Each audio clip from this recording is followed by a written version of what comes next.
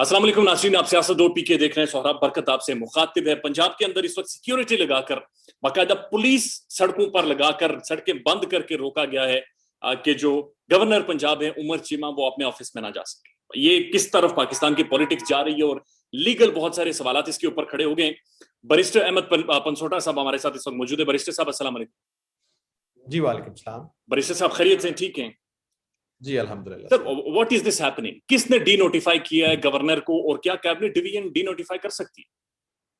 Sir पहली तो बात यह है कि इसमें इसका थोड़ा हर चीज का आजकल बैकग्राउंड देखना पड़ रहा है। हमें ये देखना पड़ेगा कि गवर्नर का और प्रेसिडेंट का अंडर द कॉन्स्टिट्यूशन एक रोल है क्या। देखें, ये मेरली एक पोस्टमैन का इदारा नहीं है जिस तरह कि इनको कहा जा रहा है, ट्विटर पे देखें और एक जनरल ट्रेंड है।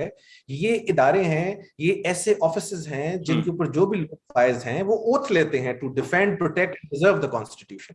अगर इनका रोल ही सिंपली ये है कि इन्होंने खत यहां से वहां पहुंचाना है, तो कौन सी कॉन्स्टिट्यूशन है जिसको ये प्रोटेक्ट कर रहे हैं? उसी कॉन्स्टिट्यूशन में आर्टिकल 101(1) कहता है कि जब आपने गवर्नर को अपॉइंट करना है तो आपने उसको अपॉइंट करना है at the advice of the prime minister. Understandable. लेकिन जब उस गवर्नर को रिमूवल की बात आती है तो 101(3) का आता है मामला, जो कहता है कि it is at the pleasure of the president.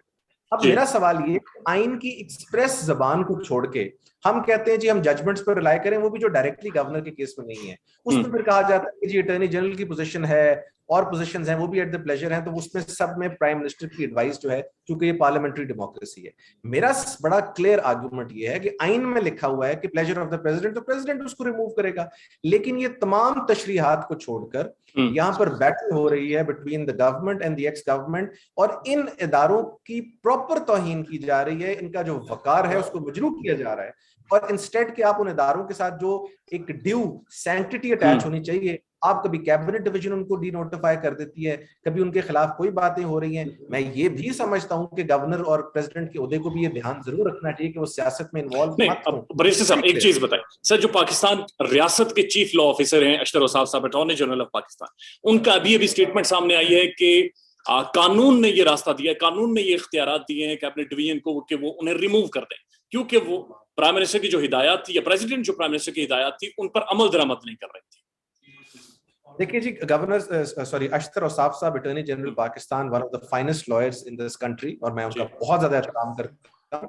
उनका जो आर्गुमेंट है कि कानूनन एक रास्ता बनाया गया, तो उसी कानून मैं रेफर करके आर्टिकल 101(3) का जिक्र कर रहा हूं, जिसमें है कि it is at the pleasure of the president. अब वो इसको इस तरह रीड कर रहे हैं कि जब प्राइम मिनिस्टर उसको अपॉइंट कर सकता है तो प्राइम मिनिस्टर उसको रिमूव भी कर सकता है।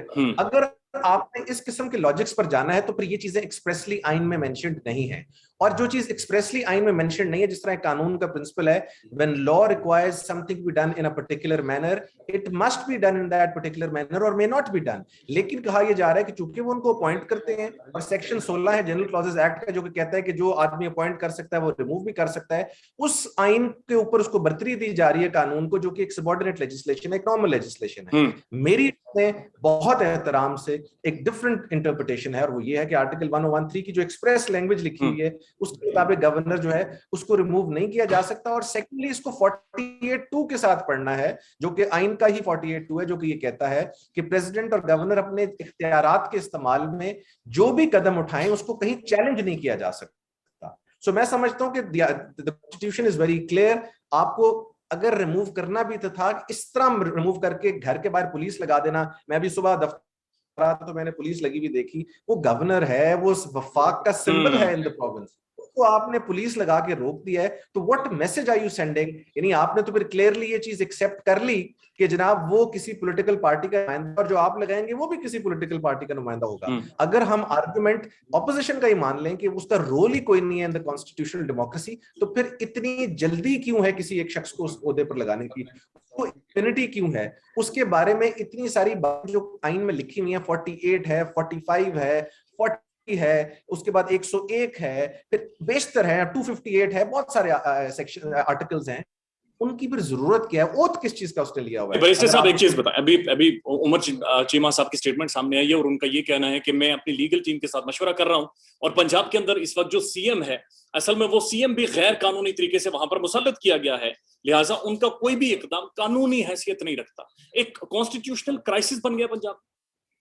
देखिए, उमर चीमा साहब, जो कि अब उनको पता नहीं साहब का गवर्नर कहें या है, लेकिन उमर चीमा साहब जो हैं कि उनका एक लेटर था जो रिकॉर्ड पर आया था, जो उन्होंने प्रेसिडेंट लिखा था, फिर दूसरा लेटर आया था, और उसमें बड़ी क्लैरिटी से उन्होंने कहा कि जो इस्तीफा देना होता है बाय द चीफ मिनिस्टर, वो एड्रेस होना चाहिए to the governor and not to the prime minister. लिहाजा जो उस्मान बुज़दार साहब ने इस्तीफा दिया था वो एड्रेस किया था प्राइम मिनिस्टर को, उन्होंने आगे गवर्नर को भेज दिया, गवर्नर ने एक्सेप्ट कर लिया, और गवर्नर ने अपनी प्रेस कॉन्फ्रेंस में कहा, चौधरी सरवर साहब की, कि मेरे से ये जबरदस्ती जोर जबरदस्ती तरीके से करवाया गया। मान लेते हैं कि ये ऐसे हुआ, ये नहीं हुआ, बट इनका तो व्यू ये है, व्हिच मींस कि उस इस्तीफे की कोई वैल्यू नहीं है, ना वो हैंड रिटन है, ना उसमें कानूनी तकाजे पूरे किए जाते हैं, लेकिन उन सब चीजों को साइड पर रख के इलेक्शन करवा लिया जाता है। वो इलेक्शन भी कैसे होता है वो हम सब ने देखा कि गैलरी में खड़े होकर इलेक्शन कंडक्ट हुआ, पुलिस आ गई और बड़ी बुरी हालत बनी थी जी। और उस इलेक्शन में सबसे इंपॉर्टेंट बात, 26 लोगों ने एसओ ने वोट दिया जो कि डिसिडेंट्स थे, जो कि अपनी पॉलिटिकल पार्टी से क्रॉस करके आए हुए थे, जिस पर आर्टिकल 63 क्लियर है, उस पर भी खैर फैसला आने वाला, एक्सपेक्टेड है सून। सो इस सूरत हाल में गवर्नर, एक्स गवर्नर और governor president, I don't know what to call him, वो ये व्यू रखते हैं कि जब ये इलेक्शन ही गलत है, इस्तीफा ही एक्सप्रेशन गलत है, तो वो भी इस गवर्नमेंट को नहीं मानते हैं, and he is all the right to say that. एक कॉन्स्टिट्यूशनल क्राइसिस बन गया है, जिसमें अभी पिछले दिनों अदालतों से भी फैसले हैं जिनसे मैं खास एग्री नहीं करता, अदालतों को ऐसे मामलों में नहीं डलना चाहिए था, लेकिन अब वंस अगेन ये बातें फिर दोबारा अदालतों में लैंड करेंगी। और एक डेमोक्रेसी के लिए सबसे शर्मनाक और अलमनाक बात ये होती है कि जब उनके फैसले अदालतों में होना शुरू हो जाए, बिकॉज ये फैसले अदालतों में नहीं, पार्लियामेंट में के फैसले पार्लियामेंट में होने, पार्लियामेंट के फैसले इसलिए होने चाहिए कि that represents will of the people. 2-2 lakh हल्के में लोगों ने आपको इलेक्ट करके भेजा, इसलिए नहीं भेजा कि आप जाके किसी सुप्रीम कोर्ट या हाई कोर्ट के जज से फैसले करवाएं। ये फैसले आपने करने, अगर आप नहीं कर सकते तो रेजिग्नेशन दे और घर चले जाएं, but don't throw your garbage इन somebody else's court and let them decide. This is what I principally agree with. Barrister साहब, what is the way forward now? अब जो ये सारी चीजें डेवलप हुई हैं, प्राइम मिनिस्टर इमरान खान की स्टेटमेंट आई है, साबिक वज़ीर आज़म इमरान खान साहब की के अदालतें नोटिस क्यों नहीं ले रही, फवाद चौधरी साहब भी ये कहते रहे हमारे लिए रात 12 बजे रात 9 बजे अदालतें खुल जाती हैं। जब इतना बड़ा कॉन्स्टिट्यूशनल क्राइसिस डेवलप हो गया है पंजाब में, तो जो लाहौर हाई कोर्ट है या सुप्रीम कोर्ट है, वो जब नोटिस नहीं ले रही, तो ऑप्टिक्स क्या है इसके? देखिए, हर इदारे ने, इस प्रॉब्लम मेरे नजदीक क्या है, हर इदारा अपना काम छोड़ के दूसरे का काम कर रहा है, पार्लियामेंट किसी दूसरे का काम कर रही है, जुडिशरी भी अपने असल काम छोड़ के, और उनको मजबूरन एक ऐसे काम में धकेला जा रहा है। जारी बात, उनके आगे पिटीशन जाएगी तो उन्हें पिटीशन तो सुननी है, उसका फैसला भी करना है कानून और आइन के मुताबिक। इसी तरह हर इदारा जो है वो ट्रांसग्रेस कर रहा है इनटू द अदर। इसीलिए सेपरेशन ऑफ पावर्स का कॉन्सेप्ट होता है, ये कॉन्सेप्ट आज का नहीं है, दहाइयों पुराना कॉन्सेप्ट है, वेस्टर्न डेमोक्रेसीज में है, अपनी वेस्टमिनिस्टर डेमोक्रेसी का कॉन्सेप्ट है कि हर इदारे अपनी हदूद उनकी है पाकिस्तान में, उनमें रहे। जब ये अपनी अपनी हदूद में वापस आ जाएंगे, ये मसले हल हो जाएंगे। इस वक्त तक मेरे नजदीक ये तमाम के तमाम मसले सुप्रीम कोर्ट और हाई कोर्ट के लॉन्स में लैंड करेंगे, and by lawns I mean, ये मुहावरतन कहते होते हैं कि अदालतें इसका फैसला करेंगी, जो कि इतना खुशाइंद बात नहीं है। उसकी नुकसान ये होगा कि जो फैसला पीटीआई के खिलाफ आएगा उसमें पीटीआई का वोटर खिलाफ बोलेगा, जो नून के खिलाफ आएगा नून के खिलाफ बोलेगा। अदालतों के ऊपर जो एक एतमाद होना चाहिए, वो एतमाद जो है उसका फुकदान होएगा, उसका एक कंप्लीटली गायब हो जाएगा, जो पाकिस्तान के लिए बिल्कुल अच्छा नहीं है। सो इनको अपने फैसले खुद करने हैं, पार्लियामेंट को अपनी सिमत सीधी खुद करनी है। और जो नोटिस का भी कहा जा रहा है वजीर आजम साहब की तरफ से, मैं समझता हूं वो भी गलत बात है। आप क्यों उनको कह रहे हैं कि वो नोटिस लें? उनका काम नहीं है कि वो नोटिस लें, आपका काम है इनको पॉलिटिकली सेट करना, आपस में पॉलिटिशियंस को बैठना और इसके ऊपर पॉलिसीज बनाना, और कल को अगर किसी की पॉलिसी गलत है तो मैं उनको वोट आउट करते हैं। ये मत करें कि आप अदालतों को धकेलें और इनमें what is the way forward for Umar Cheema ना, और साबिक गवर्नर है या मौजूदा governor, what is the way forward for him? अब यहां से आगे क्या कर सकते हैं?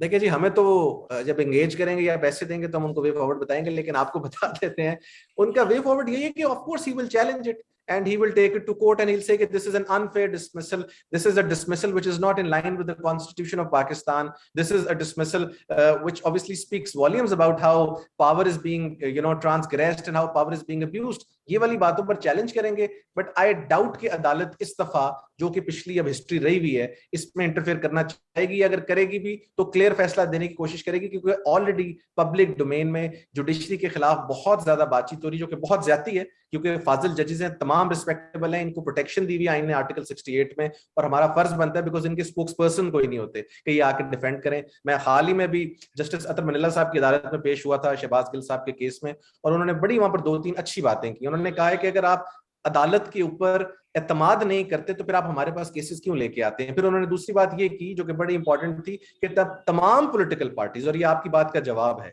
तमाम पॉलिटिकल पार्टीज आइन पर एतमाद करके आइन को इन लेटर एंड स्पिरिट फॉलो करेंगी तो फिर इस क्राइसिस का हल निकलेगा। लेकिन अगर इसी आइन को इस्तेमाल करके अपने नेफेरियस डिजाइन्स के लिए इंप्लीमेंट करेंगे तो ट्रस्ट में इस आइन के अंदर से इतना कुछ निकल सकता है। ये वही आइन है जिसमें से इफ्तिखार चौधरी साहब ने एक ऐसा फॉर्मूला निकाला था कि मुशर्रफ साहब आइन में तरमीम कर सकते हैं।